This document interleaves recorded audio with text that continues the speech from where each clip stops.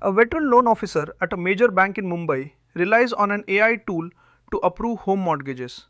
But over time, the system begins rejecting almost every applicant from a specific neighborhood, regardless of their credit score. This happens because the AI was fed historical data that contained human prejudices from years ago.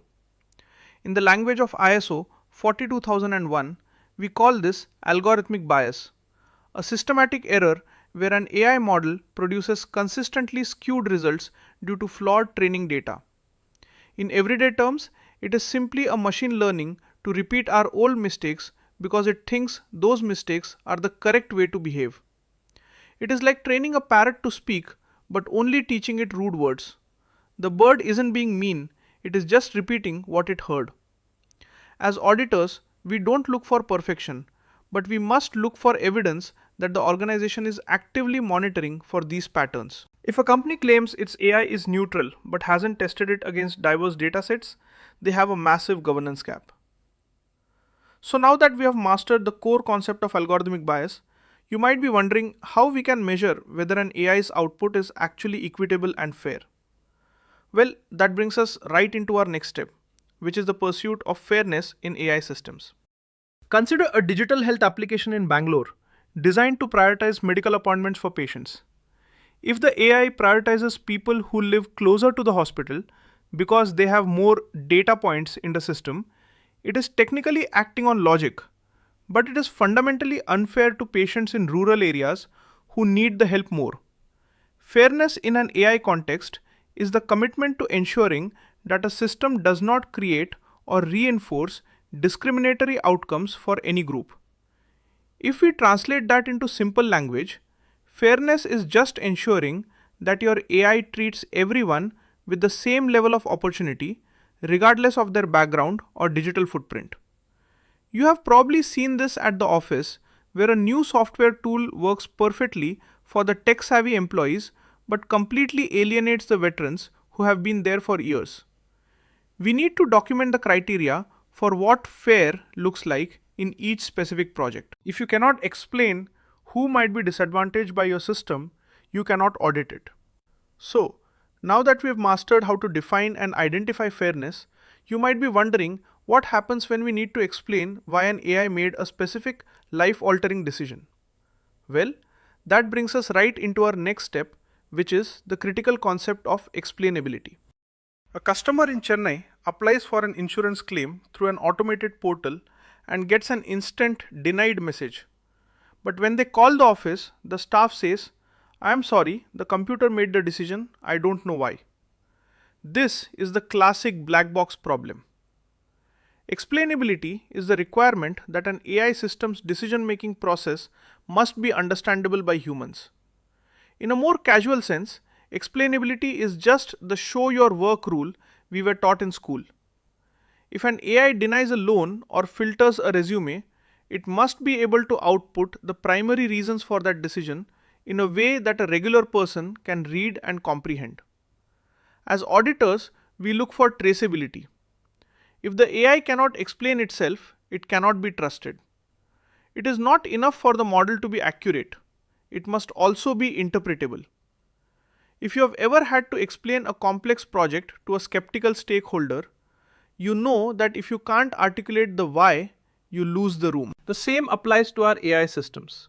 So now that we've mastered the art of making the invisible why visible, you might be wondering how to build the foundation of trust that makes all of this possible. Well, that brings us right into our next step, which is transparency. Think about a high street retail brand in Hyderabad that launches a new AI-powered dynamic pricing tool. Transparency means they don't hide behind a veil of mystery.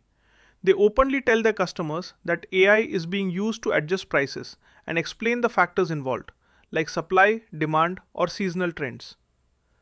Transparency is the practice of being open about the system's purpose, its limitations, and the data it uses. In simple words, it means no secrets. If you are using AI to influence human lives, you have an obligation to be honest about it. We look for transparency reports and clear communication channels during our audits. It's like the nutrition label on a food package. You don't need to know the chemistry of every vitamin, but you do need to know what is inside. If a company is hiding its AI's logic, they are usually hiding a problem. Transparency is the antidote to the fear that users feel when they interact with an automated system. So now that we have mastered how to keep our processes open and honest, you might be wondering how we can practically test these theories against the real world pressure of a project. Well, that brings us right into our next step, which is the practical application of ethics in the AI lifecycle. Imagine a logistics company in Pune implementing AI to optimize driver routes. The ethical challenge arises when the AI discovers the fastest route involves driving through a school zone at high speed. The AI sees speed as the goal, but an ethical human sees safety as the priority. Ethics in AI governance is the integration of human values into the machine's objective function. Simply put, it is ensuring that your technical goals do not override your moral responsibilities. I have seen companies that were so focused on efficiency metrics that they accidentally created systems that were dangerous to employees. You need to include ethicists or diverse team members in the development phase to flag these conflicts early. It is not just a job for the data scientists, it is a job for everyone involved in the management system. When you audit, you ask to see the meeting minutes where these trade-offs were discussed. If they were never discussed, the organization is flying blind.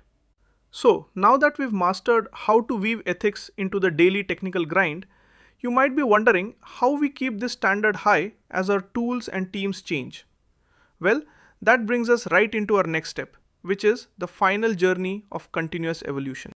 To wrap this up, think of an AI management system like a vibrant, ever-changing garden in a park in Kolkata. You don't build it once and walk away. You have to prune the hedges, check the soil, and watch for invasive weeds every single day.